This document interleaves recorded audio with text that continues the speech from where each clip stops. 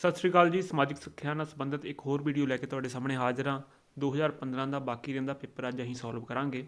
Screen 'ਤੇ ਅਗਲਾ ਪ੍ਰਸ਼ਨ ਦੇਖਦੇ ਹਾਂ ਜੀ। ਕੇਂਦਰ ਅਤੇ ਰਾਜ ਦੇ ਆਪਸੀ ਸੰਬੰਧਾਂ ਦੀ ਸਮੀਖਿਆ ਕਰਨ ਲਈ ਕੇਂਦਰੀ ਸਰਕਾਰ ਨੇ ਡੈਸ਼ ਈਸਵੀ ਵਿੱਚ ਸਰਕਾਰੀਆ ਕਮਿਸ਼ਨ ਨਿਯੁਕਤ ਕੀਤਾ। ਆਪਸ਼ਨ ਨੇ 1983, 1984, 1985 ਜਾਂ 1987। ਜਿਹੜਾ ਸਰਕਾਰੀਆ ਕਮਿਸ਼ਨ ਸੀ ਇਹ 1983 ਦੇ ਵਿੱਚ RS ਸਰਕਾਰੀਆ ਦੀ ਦੇਖ ਰੇਖ ਹੇਠ ਨਿਯੁਕਤ ਹੋਇਆ ਸੀ। ਇਹ ਆਪਸ਼ਨ ਬਿਲਕੁਲ ਸਹੀ ਹੈ। ਅਗਲਾ ਪ੍ਰਸ਼ਨ ਦੇਖਦੇ ਹਾਂ ਜੀ। ਕਿਹੜਾ ਸੁਧਾਰਕ ਐਕਟ ਛੋਟੇ ਸੰਵਿਧਾਨ ਦੇ ਰੂਪ ਵਿੱਚ ਕੰਮ ਕਰ ਸਕਦਾ ਹੈ? ਮਿੰਨੀ ਕੰਸਟੀਟਿਊਸ਼ਨ ਦੀ ਗੱਲ ਕਰ ਰਹੇ ਹਾਂ। ਸਕਰੀਨ 'ਤੇ ਦਿੱਤੇ ਹੋਏ ਆਪਸ਼ਨ ਤੁਸੀਂ ਪੜ੍ਹ ਸਕਦੇ ਹੋ। 42ਵੀਂ ਸੰਵਿਧਾਨਕ ਸੋਧ 1976 ਦੇ ਵਿੱਚ ਪ੍ਰੀਐਂਬਲ ਦੇ ਵਿੱਚ ਚੇਂਜ ਕੀਤਾ ਗਿਆ, 7ਵੇਂ ਸ਼ਡਿਊਲ ਦੇ ਵਿੱਚ ਚੇਂਜ ਕੀਤਾ ਗਿਆ ਅਤੇ 53 ਹੋਰ ਆਰਟੀਕਲਸ ਦੇ ਵਿੱਚ ਵੀ ਚੇਂਜ ਕੀਤਾ ਗਿਆ ਸੀ, ਜਿਸ ਕਰਕੇ ਇਸ ਸੋਧ ਨੂੰ ਮਿੰਨੀ ਕੰਸਟੀਟਿਊਸ਼ਨ ਐਕਟ ਕਿਹਾ ਜਾਂਦਾ ਹੈ 1976 ਦਾ। ਅਤੇ ਬੀ ਆਪਸ਼ਨ ਬਿਲਕੁਲ ਸਹੀ ਹੈ। ਅੱਗੇ ਹੈ, ਜੇਕਰ ਕਿਸੇ ਕਾਰਨ ਰਾਸ਼ਟਰਪਤੀ ਅਤੇ ਉਪ ਰਾਸ਼ਟਰਪਤੀ ਦੇ ਦਫ਼ਤਰ ਖਾਲੀ ਹੋ ਜਾਣ ਤਾਂ ਰਾਸ਼ਟਰਪਤੀ ਦਾ ਕੰਮ ਕੌਣ ਸੰਭਾਲਦਾ ਹੈ? ਇਹਦਾ ਸਹੀ ਜਵਾਬ ਹੈ ਜੀ ਚੀਫ ਜਸਟਿਸ ਆਫ ਇੰਡੀਆ, ਭਾਰਤ ਦਾ ਮੁੱਖ ਨਿਆਂਧੀਸ਼। ਡੀ ਆਪਸ਼ਨ ਬਿਲਕੁਲ ਸਹੀ ਹੈ। ਅੱਗੇ ਹੈ, ਕਿਹੜੀ ਭਾਸ਼ਾ ਭਾਰਤੀ ਸੰਵਿਧਾਨ ਦੇ 8ਵੇਂ ਅਨੁਛੇਦ ਵਿੱਚ ਨਹੀਂ ਦਰਸਾਈ ਗਈ ਹੈ? ਸਕਰੀਨ 'ਤੇ ਦਿੱਤੇ ਆਪਸ਼ਨ ਤੁਸੀਂ ਪੜ੍ਹ ਸਕਦੇ ਹੋ। ਜਿਹੜਾ 8ਵਾਂ ਅਨੁਛੇਦ ਹੈ ਇਹਦੇ ਵਿੱਚ 22 ਭਾਸ਼ਾਵਾਂ ਨੇ। ਉਹ ਕਿਹੜੀਆਂ ਨੇ? ਮੈਂ ਸਕਰੀਨ 'ਤੇ ਲਿਖੀਆਂ ਹੋਈਆਂ ਨੇ। ਇਹਨਾਂ ਦੇ ਵਿੱਚੋਂ ਅੰਗਰੇਜ਼ੀ ਨਹੀਂ ਹੈ। ਸੀ ਆਪਸ਼ਨ ਬਿਲਕੁਲ ਸਹੀ ਹੈ।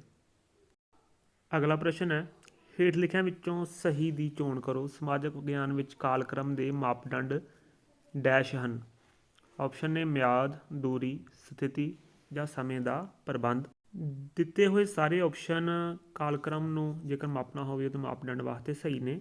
ਇਹਦਾ ਆਪਸ਼ਨ ਹੋਏਗਾ ਡੀ, ਉੱਪਰ ਦਿੱਤੇ ਸਾਰੇ। ਅੱਗੇ ਹੈ ਜੀ, ਸਮਾਜਿਕ ਵਿਗਿਆਨ ਵਿੱਚ ਕਹਾਣੀ ਸੁਣਾਉਣ ਵਿਧੀ ਨੂੰ ਕੁਸ਼ਲਤਾਪੂਰਵਕ ਵਰਤਣ ਪੱਖੋਂ ਹੇਠ ਲਿਖਿਆਂ ਵਿੱਚੋਂ ਕਿਹੜਾ ਕਥਨ ਗਲਤ ਹੈ? ਆਪਸ਼ਨ ਨੇ ਅਧਿਆਪਕ ਨੂੰ ਕਹਾਣੀ ਤਰਤੀਬਵਾਰ ਤਰੀਕੇ ਨਾਲ ਸੁਣਾਉਣੀ ਚਾਹੀਦੀ ਹੈ, ਬਿਲਕੁਲ ਸਹੀ ਹੈ। ਅਧਿਆਪਕ ਨੂੰ ਆਪਣੀ ਕਲਪਨਾ ਦਾ ਇਸਤੇਮਾਲ ਕਰਨਾ ਚਾਹੀਦਾ ਹੈ, ਬਿਲਕੁਲ ਸਹੀ ਹੈ। ਵਰਣਨ ਸਰੋਤਿਆਂ ਦੇ ਪੱਧਰ ਦਾ ਹੋਣਾ ਚਾਹੀਦਾ, ਇਹ ਵੀ ਬਿਲਕੁਲ ਸਹੀ ਹੈ। ਇੱਥੇ ਲਿਖਿਆ ਹੋਇਆ ਹੈ ਅਧਿਆਪਕ ਨੂੰ ਆਕਰਸ਼ਕ ਸ਼ਬਦ ਅਤੇ ਮੁਹਾਵਰੇ ਵਰਤਣੇ ਚਾਹੀਦੇ ਹਨ। ਪੰਜਾਬੀ ਦੇ ਪੱਖ ਤੋਂ ਤਾਂ ਇਹ ਸਹੀ ਹੈ, ਪਰ ਸਮਾਜਿਕ ਵਿਗਿਆਨ ਦੇ ਪੱਖ ਤੋਂ ਇਹ ਬਹੁਤਾ ਸਹੀ ਨਹੀਂ ਹੈ। ਇਹ ਕਥਨ ਗਲਤ ਹੈ। ਬੀ ਆਪਸ਼ਨ ਗਲਤ ਕਥਨ ਹੈ। ਅੱਗੇ ਹੈ, ਕਿਸੇ ਨਿਸ਼ਾਨੇ ਜਾਂ ਧਾਰਨਾ ਸੰਬੰਧੀ ਇੰਜ ਬਿਆਨ ਕਰਨਾ ਕਿ ਸਿਖਿਆਰਥੀ ਦੇ ਮਨ ਉੱਪਰ ਮਾਨਸਿਕ ਚਿੱਤਰ ਉਕਰ ਜਾਏ ਨੂੰ ਡੈਸ਼ ਕਹਿੰਦੇ ਹਨ। ਭਾਸ਼ਣ, ਵਿਆਖਿਆ, ਆਖਿਆਨ ਜਾਂ ਬਿਰਤਾਂਤ। ਇਹਦਾ ਸਹੀ ਜਵਾਬ ਹੈ ਬਿਰਤਾਂਤ। ਬੀ ਆਪਸ਼ਨ ਬਿਲਕੁਲ ਸਹੀ ਹੈ।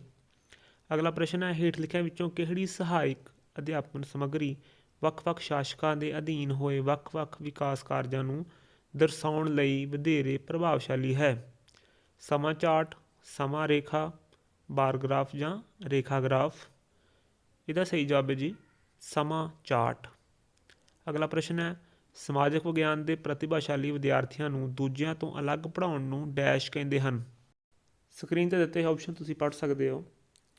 ਇਹਦਾ ਸਹੀ ਜਵਾਬ ਹੈ ਜਦੋਂ ਕੁਝ ਵਿਦਿਆਰਥੀਆਂ ਨੂੰ ਬਾਕੀਆਂ ਨਾਲੋਂ ਅਲੱਗ ਪੜ੍ਹਾਇਆ ਜਾਂਦਾ ਹੈ, ਭਾਵੇਂ ਉਹ ਵੀਕ ਵਿਦਿਆਰਥੀ ਹੋਣ ਜਾਂ ਜ਼ਿਆਦਾ ਪ੍ਰਤਿਭਾਸ਼ਾਲੀ ਵਿਦਿਆਰਥੀ ਹੋਣ, ਤਾਂ ਉਹਨੂੰ ਕਹਿੰਦੇ ਹਾਂ ਸੈਗਰੀਗੇਸ਼ਨ। ਬੀ ਆਪਸ਼ਨ ਬਿਲਕੁਲ ਸਹੀ ਹੈ। ਅੱਗੇ ਹੈ, ਸੰਸਦ ਦਾ ਕੰਮ ਵਿਸ਼ਾ ਪੜ੍ਹਾਉਣ ਲਈ ਸਭ ਤੋਂ ਚੰਗਾ ਤਰੀਕਾ ਕਿਹੜਾ ਹੈ? ਲੈਕਚਰ ਵਿਧੀ, ਪ੍ਰੋਜੈਕਟ ਵਿਧੀ, ਵਾਦ ਵਿਵਾਦ ਵਿਧੀ ਜਾਂ ਕਹਾਣੀ ਵਿਧੀ। ਇਹਦਾ ਸਹੀ ਜਵਾਬ ਹੈ ਵਾਦ ਵਿਵਾਦ ਵਿਧੀ, ਜਿਹਦੇ ਵਿੱਚ ਆਪਾਂ ਡਿਸਕਸ਼ਨ ਕਰਾਂਗੇ, ਬਹਿਸ ਕਰਾਂਗੇ। ਸੀ ਆਪਸ਼ਨ ਬਿਲਕੁਲ ਸਹੀ ਹੈ। ਅਗਲਾ ਪ੍ਰਸ਼ਨ ਹੈ, ਇਹਨਾਂ ਵਿੱਚੋਂ ਕਿਹੜਾ ਅਕਾਦਮਿਕ ਸਿੱਖਣ ਸਮਾਂ ਦਾ ਹਿੱਸਾ ਨਹੀਂ? ਵਿਸ਼ਾ ਦੋਹਰਾ, ਸਫਲਤਾ, ਵਿਅਸਤ ਅਵਧੀ। ਉਪਰੋਕਤ ਵਿੱਚੋਂ ਕੋਈ ਨਹੀਂ। ਇਹਦਾ ਸਹੀ ਜਵਾਬ ਹੈ ਜੀ ਡੀ ਆਪਸ਼ਨ, ਉਪਰੋਕਤ ਵਿੱਚੋਂ ਕੋਈ ਨਹੀਂ। ਅਗਲਾ ਪ੍ਰਸ਼ਨ ਹੈ ਜੀ, ਹੇਠ ਲਿਖਿਆਂ ਵਿੱਚੋਂ ਕਿਹੜੀ ਕਿਸਮ ਦੇ ਪ੍ਰਸ਼ਨ ਵਿਦਿਆਰਥੀਆਂ ਵਿੱਚ ਆਲੋਚਨਾਤਮਕ ਸੋਚ ਦਾ ਵਿਕਾਸ ਨਹੀਂ ਕਰਦੇ? ਆਪਸ਼ਨ ਨੇ ਨਿਸ਼ਚਿਤ ਉੱਤਰਾਂ ਵਾਲੇ ਪ੍ਰਸ਼ਨ, ਪੜਤਾਲ ਪ੍ਰਸ਼ਨ, ਵਿਕੇਂਦਰਮੁਖੀ ਪ੍ਰਸ਼ਨ ਜਾਂ ਖੁੱਲ੍ਹੇ ਪ੍ਰਸ਼ਨ। ਇਹਦਾ ਸਹੀ ਜਵਾਬ ਹੈ ਨਿਸ਼ਚਿਤ ਉੱਤਰਾਂ ਵਾਲੇ ਪ੍ਰਸ਼ਨ। ਅੱਗੇ ਪ੍ਰਸ਼ਨ ਹੈ, ਸਮਾਜਿਕ ਸਿੱਖਿਆ ਦੇ ਵਿਸ਼ੇ ਦਾ ਉਦੇਸ਼। ਸਕਰੀਨ 'ਤੇ ਦਿੱਤੇ ਹੋਏ ਆਪਸ਼ਨ ਤੁਸੀਂ ਪੜ੍ਹ ਸਕਦੇ ਹੋ। ਇਹਦਾ ਸਹੀ ਜਵਾਬ ਹੈ ਵਿਦਿਆਰਥੀਆਂ ਵਿੱਚ ਸਮਾਜਿਕ ਚੌਗਿਰਦੇ ਦੀ ਆਲੋਚਨਾਤਮਕ ਜਾਗਰੂਕਤਾ ਪੈਦਾ ਕਰਨਾ। ਅਗਲਾ ਪ੍ਰਸ਼ਨ ਹੈ ਜੀ, ਸਥੂਲ ਤੋਂ ਸੂਖਮ ਵੱਲ ਜਾਣ ਦਾ ਕੀ ਅਰਥ ਹੈ? ਆਪਸ਼ਨ ਸਕਰੀਨ ਤੋਂ ਤੁਸੀਂ ਪੜ੍ਹ ਸਕਦੇ ਹੋ। ਇਹਦਾ ਸਹੀ ਜਵਾਬ ਹੈ ਸੱਚਾਈ ਤੋਂ ਕਾਲਪਨਿਕਤਾ ਵੱਲ ਜਾਣਾ। ਸੀ ਆਪਸ਼ਨ ਬਿਲਕੁਲ ਸਹੀ ਹੈ। ਅਗਲਾ ਪ੍ਰਸ਼ਨ ਹੈ, ਭਾਰਤ ਦੀ ਸਭ ਤੋਂ ਵੱਡੀ ਜਵਾਹਰ ਸੁਰੰਗ ਕਿੱਥੇ ਹੈ? ਇਹਦਾ ਸਹੀ ਜਵਾਬ ਹੈ ਜੰਮੂ ਅਤੇ ਕਸ਼ਮੀਰ। ਡੀ ਆਪਸ਼ਨ ਬਿਲਕੁਲ ਸਹੀ ਹੈ। ਅੱਗੇ ਆ, ਇਹਨਾਂ ਵਿੱਚੋਂ ਕਿਹੜੀ ਹਾੜੀ ਦੀ ਫਸਲ ਨਹੀਂ ਹੈ? ਕਣਕ, ਸਰੋਂ, ਝੋਨਾ ਜਾਂ ਛੋਲੇ। ਹਾੜੀ ਦੀ ਫਸਲ ਜਿਹੜੀ ਹੈ ਇਹ ਸਰਦੀਆਂ ਦੇ ਵਿੱਚ ਬੀਜੀ ਜਾਂਦੀ ਹੈ। ਇੱਥੇ ਝੋਨਾ ਜਿਹੜਾ ਹੈ ਉਹ ਹਾੜੀ ਦੀ ਫਸਲ ਨਹੀਂ ਹੈ। ਅਗਲਾ ਪ੍ਰਸ਼ਨ ਹੈ, ਇਹਨਾਂ ਵਿੱਚੋਂ ਕਿਹੜਾ ਕੁਦਰਤੀ ਵਾਤਾਵਰਨ ਨਹੀਂ ਹੈ? ਮੈਨਗਰੋਵ, ਮਾਰੂਥਲ, ਕੋਰਲ ਰੀਫ ਜਾਂ ਟੈਰੀਰੀਅਮ।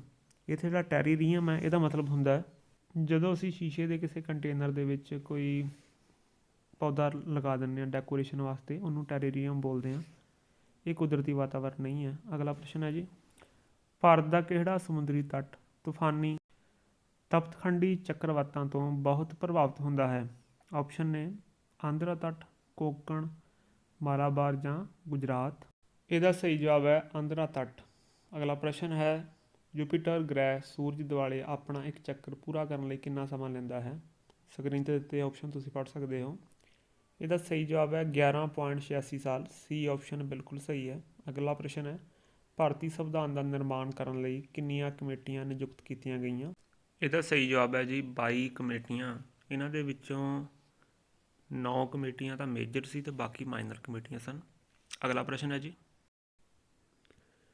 ਭਾਰਤੀ ਸੰਵਿਧਾਨ ਦੀ ਧਾਰਾ ਅਨੁਸਾਰ ਕੋਈ ਬਿੱਲ ਵਿੱਤ ਬਿੱਲ ਹੈ ਜਾਂ ਨਹੀਂ, ਇਸ ਦਾ ਆਖਰੀ ਫੈਸਲਾ ਕੌਣ ਕਰਦਾ ਹੈ? ਇਹਦਾ ਸਹੀ ਜਵਾਬ ਹੈ ਜੀ ਲੋਕ ਸਭਾ ਦਾ ਸਪੀਕਰ। ਬੀ ਆਪਸ਼ਨ ਬਿਲਕੁਲ ਸਹੀ ਹੈ।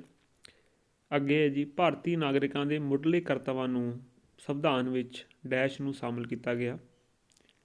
ਸਕਰੀਨ 'ਤੇ ਦਿੱਤੇ ਆਪਸ਼ਨ ਤੁਸੀਂ ਪੜ੍ਹ ਸਕਦੇ ਹੋ। ਇਹਦਾ ਸਹੀ ਜਵਾਬ ਹੈ 42ਵੀਂ ਸੋਧ 1976 ਰਾਹੀਂ 11 ਮੁੱਢਲੇ ਕਰਤੱਵਾਂ ਨੂੰ ਪਾਰਟ 4A ਦੇ ਆਰਟੀਕਲ 51 ਦੇ ਵਿੱਚ ਸ਼ਾਮਲ ਕੀਤਾ ਗਿਆ ਸੀ।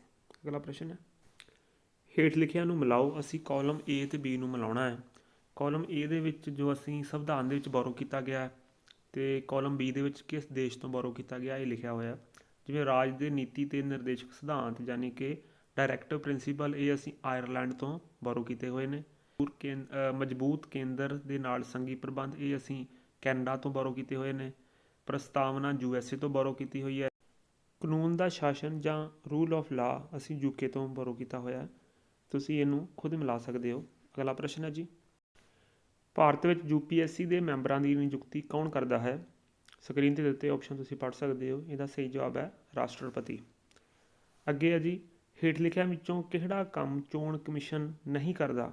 ਹਲਕਿਆਂ ਦੀ ਹੱਦਬੰਦੀ ਕਰਨਾ, ਰਾਜਨੀਤਿਕ ਦਲਾਂ ਨੂੰ ਮਾਨਤਾ ਦੇਣਾ, ਰਾਸ਼ਟਰਪਤੀ ਦੀ ਚੋਣ ਕਰਨਾ ਜਾਂ ਵੋਟਰਾਂ ਦੀਆਂ ਸੂਚੀਆਂ ਦੀ ਸਮੇਂ-ਸਮੇਂ 'ਤੇ ਸੋਧ ਕਰਨਾ। ਇਹਦਾ ਸਹੀ ਜਵਾਬ ਹੈ ਜੀ ਰਾਸ਼ਟਰਪਤੀ ਦੀ ਚੋਣ ਕਰਨਾ। ਅਗਲਾ ਪ੍ਰਸ਼ਨ ਹੈ, ਨਿਆਂਪਾਲਿਕਾ ਮਹੱਤਵਪੂਰਨ ਭੂਮਿਕਾ ਅਦਾ ਕਰਦੀ ਹੈ ਕਿਉਂਕਿ ਇਹ ਨਿਰਭਰ ਹੈ, ਆਤਮ ਨਿਰਭਰ ਹੈ, ਕਾਰਜਪਾਲਿਕਾ ਅਤੇ ਵਿਧਾਨਪਾਲਿਕਾ 'ਤੇ ਨਿਰਭਰ ਨਹੀਂ ਹੈ, ਕੋਈ ਨਹੀਂ। ਇਹਦਾ ਸਹੀ ਜਵਾਬ ਹੈ ਕਾਰਜਪਾਲਿਕਾ ਅਤੇ ਵਿਧਾਨਪਾਲਿਕਾ 'ਤੇ ਨਿਰਭਰ ਨਹੀਂ ਕਰਦੀ। ਅਗਲਾ ਪ੍ਰਸ਼ਨ ਹੈ, ਲੋਕ ਸਭਾ ਦੀ ਹਰ ਬੈਠਕ ਦੇ ਪਹਿਲੇ ਘੰਟੇ ਨੂੰ ਕੀ ਕਿਹਾ ਜਾਂਦਾ ਹੈ? ਇਹਦਾ ਸਹੀ ਜਵਾਬ ਹੈ ਜੀ ਪ੍ਰਸ਼ਨ ਕਾਲ। ਇਹ 11 ਤੋਂ 12 ਵਜੇ ਤੱਕ ਹੁੰਦਾ ਹੈ। ਅਗਲਾ ਪ੍ਰਸ਼ਨ ਹੈ ਜੀ, ਇਹਨਾਂ ਵਿੱਚੋਂ ਕਿਹੜਾ ਸੰਵਿਧਾਨ ਦਾ ਅੰਗ ਨਹੀਂ ਹੈ?